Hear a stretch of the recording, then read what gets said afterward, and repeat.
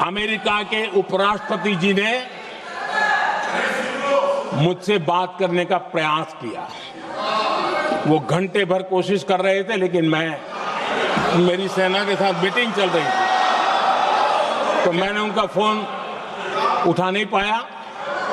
बाद में मैंने उनको कॉल बैक किया। मैंने कहा कि आपका फोन था, 3-4 बार आपका फोन आ गया, क्या है?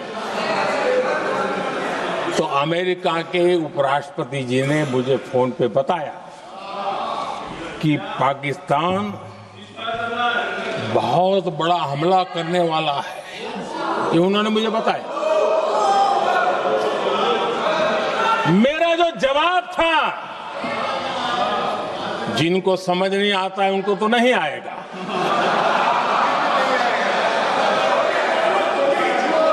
मेरा जवाब था अगर पाकिस्तान का ये इरादा है तो उसे बहुत महंगा पड़ेगा। ये मैंने अमेरिका के उपराष्ट्रपति को कहा।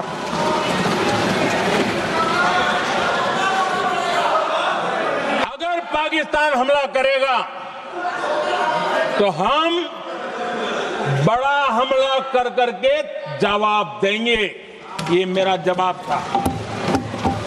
और आगे मेरा एक वाक्य था, मैंने कहा था हम गोली का जवाब गोले से देंगे। ये 9 तारीख रात की बात है, और 9 रात में और 10 सुबह हमने पाकिस्तान को सैन्य शक्ति को तहस नहस कर दिया था। और यही हमारा जवाब था, यही हमारा जज्बा था। और आज पाकिस्तान भी भली भांति जान गया है कि भारत का हर जवाब पहले से ज्यादा तगड़ा होता है।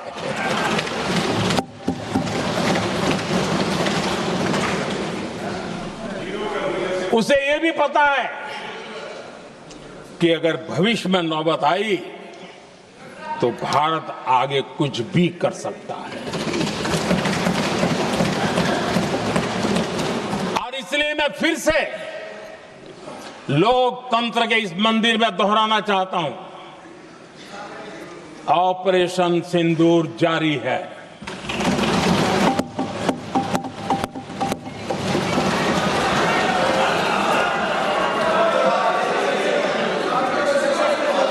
पाकिस्तान ने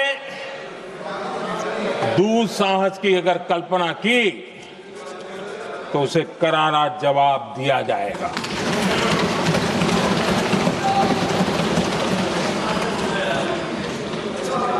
आदरणीय अध्यक्ष जी, आज का भारत आत्मविश्वास से भरा हुआ है।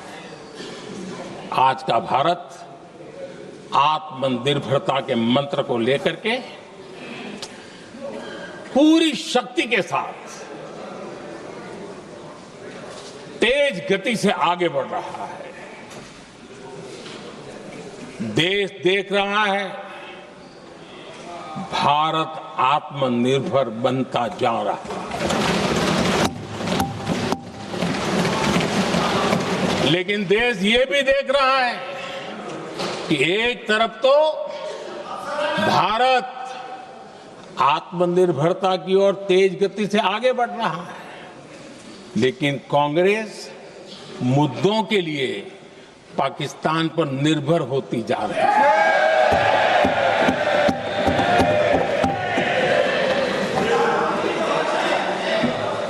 मैं आज पूरा दिन देख रहा था, जो 16 घंटे से जो चर्चा चल रही है, दुर्भाग्य से। प्लीज बैठिए, सब जवाब दे दिया आपका, आप सुनते नहीं, सबका जवाब दे दिया। प्लीज दुर्भाग्य से सुनिए जवाब। कांग्रेस को पाकिस्तान के मुद्दे इंपोर्ट करने पड़ रहे हैं।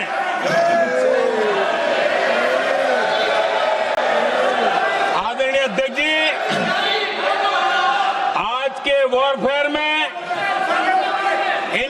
इंफॉर्मेशन और नैरेटिव्स की प्लीज बैठिए। बहुत बड़ी भूमिका है।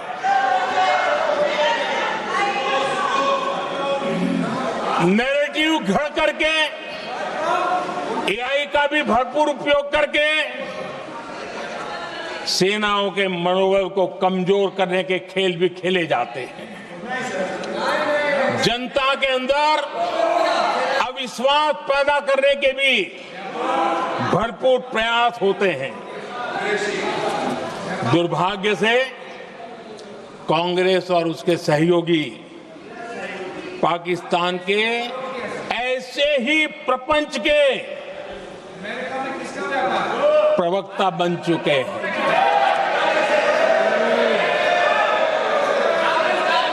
आदरणीय अध्यक्ष जी, देश की सेना ने, आदरणीय अध्यक्ष जी, ये तरीका है देश आपका? की सेना ने, बैठिए बैठिए। देश की सेना ने सर्जिकल स्ट्राइक की। बैठिए।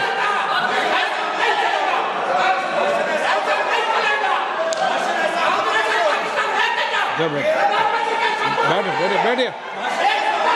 आदरणीय अध्यक्ष जी, देश की सेना ने सफलतापूर्वक सर्जिकल स्ट्राइक की तो तुरंत कांग्रेस वालों ने सेना से सबूत मांगे थे। लेकिन जब उन्होंने देश का मूड देखा, देश का मिजाज देखा, तो सुर उनके बदलने लगे और बदल करके क्या कहने लगे? कांग्रेस के लोगों ने कहा, ये सर्जिकल स्ट्राइक क्या बड़ी बात है, ये तो हमने भी की थी। एक ने कहा 3 सर्जिकल स्ट्राइक की थी, दूसरे ने कहा 6 सर्जिकल स्ट्राइक की थी, तीसरे ने कहा 15 सर्जिकल स्ट्राइक की थी। जितना बड़ा नेता उतना बड़ा आंकड़ा चल रहा था।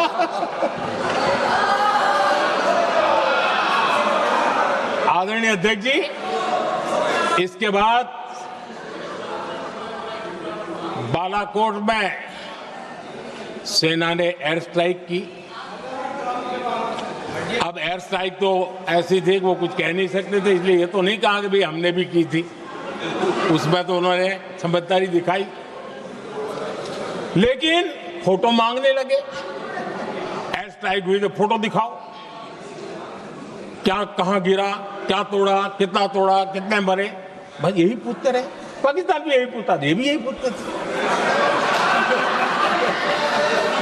इतना ही नहीं, आदरणीय अध्यक्ष जी, जब पायलट अभिनंदन पकड़े गए तो पाकिस्तान में तो खुशी का माहौल होना स्वाभाविक था कि उनके हाथ में भारत की सेना का एक पायलट उनके हाथ लगा था। लेकिन यहां पर भी कुछ लोग थे जो कानों कानों में कह रहे थे, अब मोदी फंसा, अब अभिनंदन वहां आए, मोदी ला करके दिखा दे, अब देखते हैं मोदी क्या करता है। आज डंके की चोट पर अभिनंदन वापिस आए।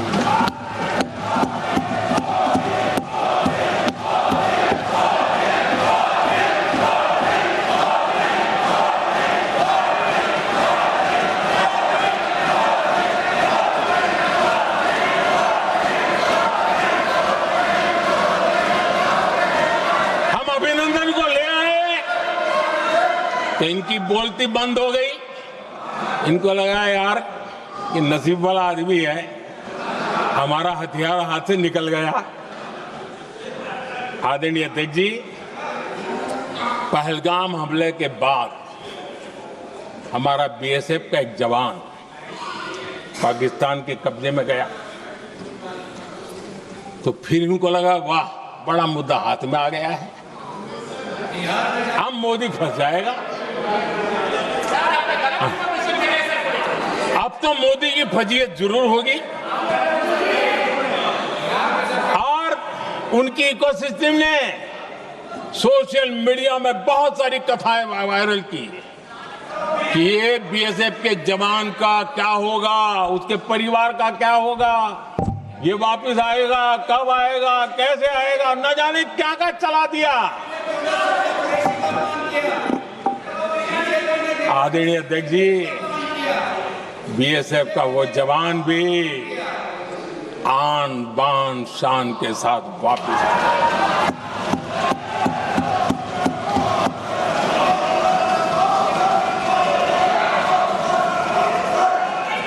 आतंकवादी रो रहे हैं, आतंकवादियों के आका रो रहे हैं और उनको रोते देखकर यहां भी कुछ लोग रो रहे हैं।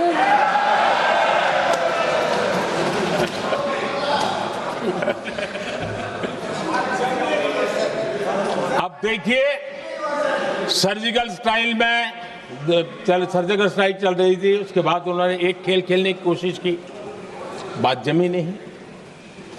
एयर स्ट्राइक हुई तो दूसरा खेल खेलने की कोशिश की, वो भी जमी नहीं। जब ये ऑपरेशन सिंदूर हुआ तो उन्होंने नया पैंतरा शुरू किया और क्या शुरू किया, रोक क्यों दिया।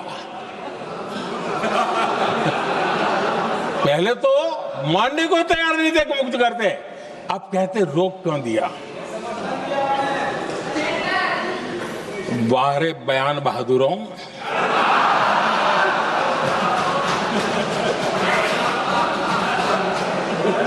आपको विरोध का कोई न कोई बहाना चाहिए और इसलिए सिर्फ मैं नहीं, पूरा देश आप पर हंस रहा है।